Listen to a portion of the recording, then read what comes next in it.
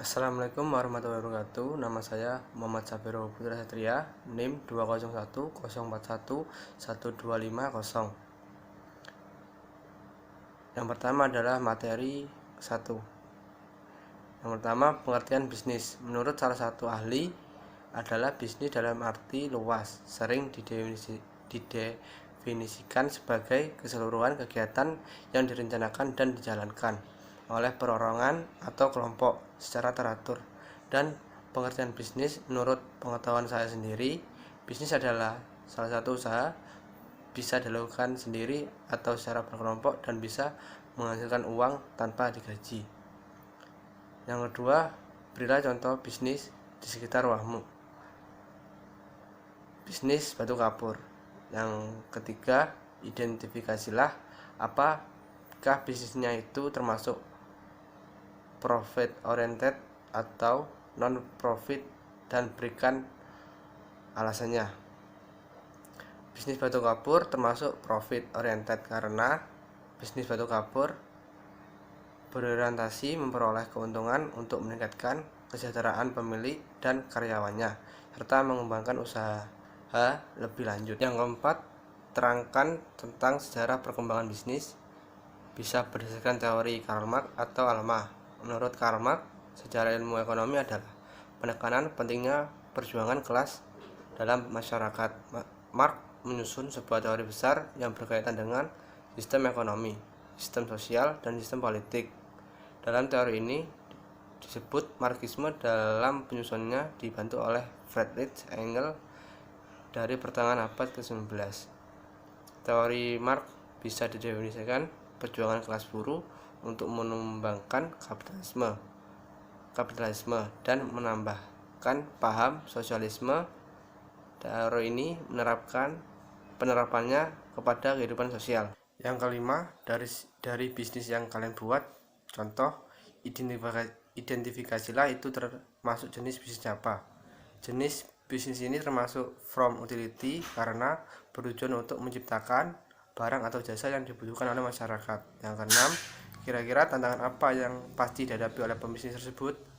Yang pertama, manajemen dan sumber daya manusia yang kurang. Yang kedua, minimnya strategi digital marketing. Yang ketiga, keterbatasan modal dan perputaran yang tidak stabil. Kemudian materi yang kedua. Yang pertama, apa arti produksi menurut salah satu ahli? Dan menurut kalian, menurut DRS Muhammad Hatta pada tahun 1994, produksi adalah semua pekerjaan yang dapat menimbulkan guna, memperbesar guna yang ada, dan membagikan guna itu diantara orang banyak. Dan produksi menurut saya, produksi adalah salah satu proses mengubah barang agar memiliki nilai guna untuk kebutuhan manusia. Yang kedua, proses produksi batu kapur. Yang pertama, tungku sederhana dari tanah liat yang ditinggikan. Batu kapur ditata dari atas sampai memenuhi tungku dan di bawah dibakar 3 hari dengan suhu 900 sampai 500 Celcius. Kapur hasil pembakaran kemudian disiram dengan air saat kondisi panas sehingga berbentuk serbuk. Kemudian proses semi kontinu. Zona pemanasan awal dari suhu 900 sampai 1000 Celcius. Di sini feed atau batu kapur mengalami pemanasan awal yang menghilangkan kadar air yang mungkin terikat dan mengering awal feed sebelum ke tahap selanjutnya. Kemudian zona kalinasi dari suhu 1400 sampai 1500 Celcius. Pada zona ini, feed mengalami pemanasan yang lebih tinggi dibanding zona pemanasan awal, sehingga feed berubah fase berbentuk cair. Kemudian zona pendingin dari suhu 150 sampai 200 Celcius. Tahap ini, feed mengalami penurunan suhu sehingga berubah fase menjadi serbuk atau bongkahan dan siap digunakan sebagai batu kapur. Yang ketiga, termasuk produksi yang menciptakan nilai guna atau menambah nilai guna. Berikan alasan. Menurut saya, memproduksi batu kapur menciptakan nilai guna. Alasannya karena produksi pengolahan bahan-bahan secara berurutan dengan beberapa tahap dalam pengerjaan sampai menjadi suatu barang jadi. Kemudian yang keempat, Manfaat yang ditimbulkan dari produksi, berikan alasannya. Manfaatnya sebagai bentuk kelangsungan hidup manusia karena mampu menjelaskan cara penanganan bagi permasalahan di pertambangan, dapat memberikan informasi pada masyarakat lain tentang dampak yang ditimbulkan dari penambangan. Yang kelima, termasuk jenis produksi apa, agrariskah, industri, ekstraktif, atau yang lainnya. Beri penjelasannya.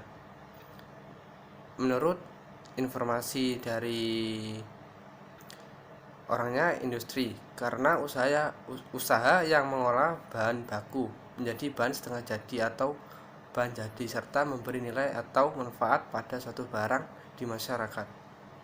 Yang keenam, cara menghadapi tantangan bisnis pakai intensifikasi atau ekstensifikasi.